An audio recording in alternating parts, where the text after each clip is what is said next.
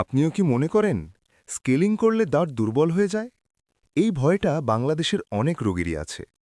আজ একজন ডেন্টিস্ট হিসেবে আমি আপনাকে বলবো আসল সত্যটা। স্কেলিং মানে দাঁত কাটা নয়, দাঁত ঘষা নয়, দাঁত নষ্ট করা তো একদমই না। স্কেলিং হলো দাঁতের গায়ে জমে থাকা পাথর, ময়লা আর জীবাণু বিশেষ যন্ত্র আল্ট্রাসনিক স্কেলের দিয়ে পরিষ্কার করা।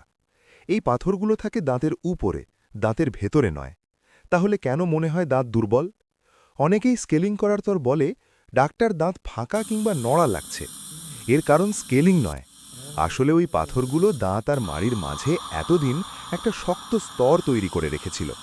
যখন পাথর সরে যায় তখন দাঁতটা আসল অবস্থায় ফিরে আসে, তাই সাময়িকভাবে ফাঁকা বা নড়া মনে হয়। স্কেলিং না করলে কি হয়? স্কেলিং না করলে কিন্তু আসল বিপদ শুরু হয়।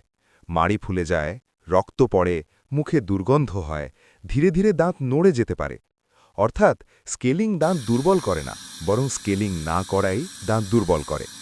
স্কেলিং কার জন্য জরুরি? যাদের দাঁতে পাথর জমে, ব্রাশে রক্ত পড়ে, মুখে দুর্গন্ধ, হলুদ দাঁত, তাদের জন্য স্কেলিং খুবই জরুরি। সাধারণভাবে 6 মাস থেকে 1 বছরে একবার স্কেলিং করানো ভালো। তাই স্কেলিং নিয়ে আর ভয় নয়, ভুল ধারণা দূর করুন, দাঁত ও মাড়ি সুস্থ রাখুন। আপনি যদি স্কেলিং করাতে চান বা পরামর্শ নিতে চান, আজই আসুন famous dental and smile solution. সুস্থ দাঁত মানেই সুন্দর হাসি।